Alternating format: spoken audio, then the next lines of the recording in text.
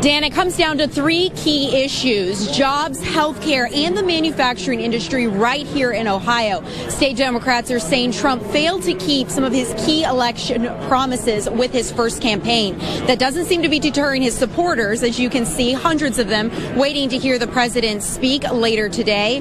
The people out here are just in shock and disbelief that their home is no more this morning. A lot of their belongings ruined. You can see by that sign right there above the porch, the house for the people who lived here. It was the house. It wasn't just an Alcoholics Anonymous support group. It was the house, the place where they lived and found hope.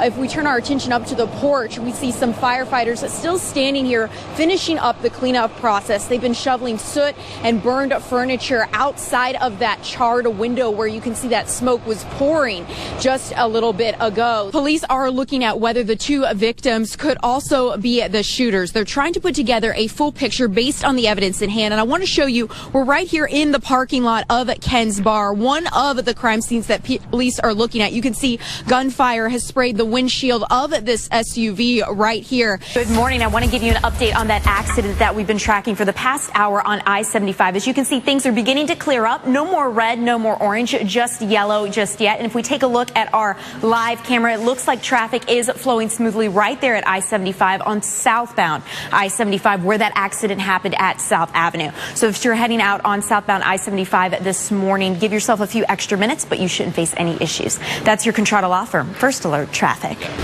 Michelle, the snow's continuing to fall, and that could mean a slower morning commute for those of you out on the road. Let me show you why. Take a look at Main Street right here in Findlay. That slushy mix is coating the roads. I've been seeing drivers slow down well ahead of this intersection to make sure they have enough time to stop. And you can see by how much the snow is falling. If you take a look at my boots, about a couple inches just right here on the ground. We're expected to get as much as 3 inches in this area this morning. Snow will taper off by about 9. We'll continue to track your road conditions coming up in the next little bit. Reporting live, Ariyl Onstott, WTOL 11. Ariyl, can you tell me, over the past hour, have conditions gotten better or worse this morning? Well, Chris, you talked about that freezing drizzle, and I'm going to quickly turn the camera around. You may not be able to see it just over our windshield, but I can hear it. So that freezing drizzle is affecting visibility just a little bit. Haven't seen too much of a change throughout the morning, but that is something to be aware of if you're heading out. And we're still in those preliminary stages, right? So all of this information could change. But from what we know so far, that plane in 24DR was coming from Laredo, Texas, made a stop in Millington, Tennessee, and then was coming from Millington, Tennessee to Toledo Express Airport, and it landed around the same time that this plane over to my left crashed. So right now investigators are trying to piece the two together and looking into whether or not the two could be one in the same plane. The problem is that tail number is really banged up, completely ruined, so it's hard for them to immediately identify the plane, but they're looking into it to try to figure out where it came from and if these two are indeed one in the same at this stage of the investigation. And they are open this morning, and as normally as they can be operating, I suppose. I just talked with the store clerk, and she tells me the men actually got away with some beer, cigarettes, and some high-value lotto tickets, and that's about it. She says you can see them clear as day on that surveillance footage, which police will be taking a look at, but I want to show you how this happened. You can see the shattered glass this morning. Police tell us that the men actually used a pickup truck, attached it to the doors of this stop and go, and used it to pry the doors open, causing that glass to shatter, as you can see right here. Well, Melissa, I can tell you fire investigators believe this is all very suspicious. Two separate fires breaking out just yards away. I'm going to give you a look at that one they're fighting right now, still currently. Smoke is still pouring off the roof of this vacant house, yet firefighters have been spraying water on it for close to 3 hours now.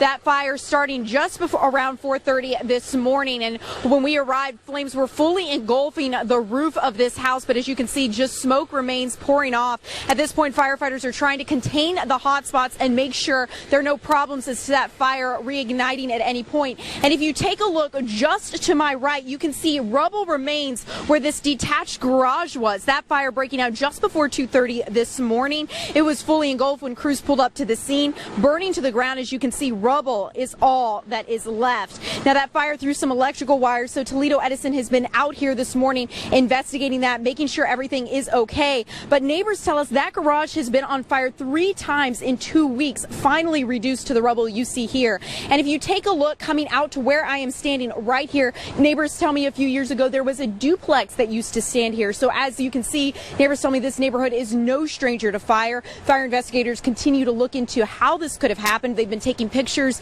and collecting evidence all morning. They tell me it's very suspicious. Our first responders are having a busy Monday morning. 2 separate accidents happening within minutes of each other just down the road from that deadly car crash this morning. I'm going to step aside and let you take a look. State troopers tell me that that Prius you see right there was involved in a fender bender with a Dodge Challenger. Sylvania Township EMS came to respond to minor injuries for the driver of that Challenger involved in the fender bender, and they say that's when a red Corvette did not heed state troopers' warnings and tried to drive around that Sylvania Township EMS vehicle, and that's when he side-swiped it. So again, 2 separate accidents within minutes of each other after a deadly accident earlier this morning. We have 2 tow trucks on the scene right now. They've just picked up both pieces of this car. You can see the front half of this car on the bed of the tow truck right now. Crews had to leverage a little bit just to pull it up onto the back of the tow truck right here. And on the other side, we have the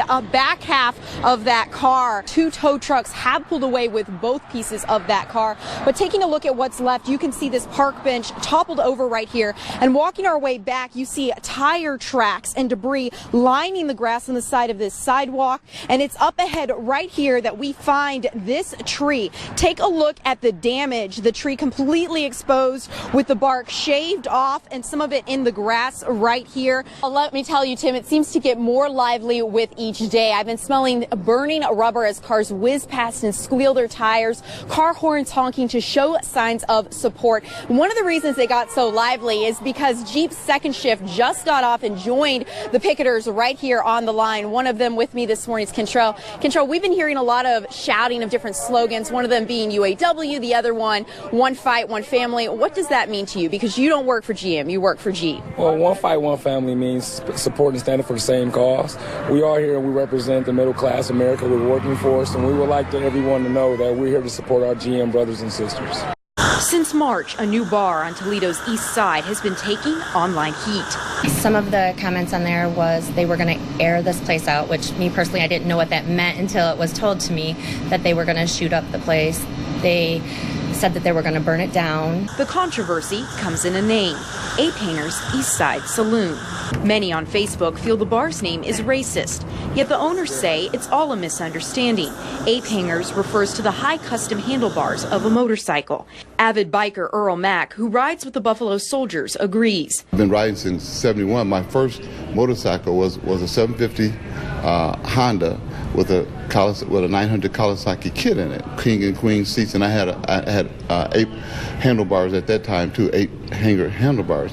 When the partners bought the bar 3 months ago, they wanted to beautify the east side. They never expected this name to get so much flack. We went through various names. We went through kickstand, throttle and clutch, other stuff on the motorcycle, but Ape Hanger is just what stuck out to us. And that's what I love about my bike. Max says the special handlebar was created during World War II. When they hit a bump, guys or soldiers were flying over. What they did, they put a bar in it, which is called Ape Hanger bar. That instead of them flying over the hood of the Jeep, they would just hold on. The bar's owners have explained the bar's name on a sign near their front door, but they worry explanations won't be enough. They recently filed a police complaint after hundreds of intensifying social media posts. We want it to be a fun, friendly place. We want to have the community come together, be able to stand in here and have a good time and drink responsibly. The owners just want to clear the air. They say everyone is welcome at Ape Hanger's East Side Saloon. Reporting, Ariyl Onstott, WTOL 11. It was in these apartments that Tristina Dickerson last knew of her son. Now she's a desperate mother on a mission. This takes me back to when I had breast cancer 5 years ago. And it's that fear of the unknown that is the most horrific fear you can have. Trisina Dickerson has been searching for her son Christopher for over a month now. Family members last saw him on January 20th. He was set to testify at his own attempted murder trial at the end of the month. Yet a day before he went missing, he sent this picture to his mom. I'm just going from a mother's perspective, and this is not a coincidence. Chris's mother says he was jumped by a man who told him not to testify at the trial. She believes the man was an accomplice of Andrew Cecil, the man who allegedly stabbed Chris in May of last year. That stabbing so life-threatening, Chris was airlifted to Toledo Pro Medical Hospital. I know he's had some things going on in his life that may have warranted his leaving the area, so those are things we're looking into. In the meantime, Chris's mother doesn't know whether her son is in hiding or in danger. I am hoping that Chris's story reaches somebody that knows something. Somebody has to, I don't care if it's good or bad. At this point, I need to know. If you have any information about Chris or his disappearance, contact Lenawee County Crime Stoppers. Reporting in Adrian, Ariyl Onstott, WTOL 11. Look at the porch. It's just, I can't believe this house hasn't even fallen down. Painful memories spring into Belinda Brooks' mind. This dingy house on Toledo's east side nearly became her daughter's coffin.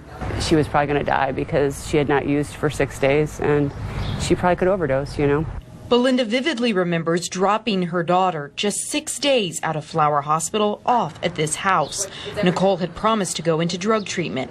She abandoned that promise for drugs. A point in our life, which I think was probably the lowest point, my dad and I'm not going to cry, we were planning her funeral with our funeral director because we didn't think she was going to make it.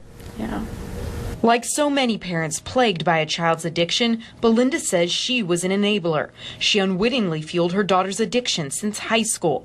Dropping her daughter off at a drug house was the breaking point. I have to figure out how to cut my emotional ties with her because she's going to destroy our family. Because I have 2 other kids, and I'm raising her son, and if I don't figure out how to do this, she's going to kill herself, but she's going to kill the rest of us too. Yeah, we spent a lot of time picking her up and giving her rides around here. That's when Belinda and Nicole met tough love, Dennis Whaley. She was not a happy camper. She was so angry at me, and I went and seen her probably the first or second day after that, and she called me a lot of names. And I said, you know, I'm just here to try to help you to keep you alive.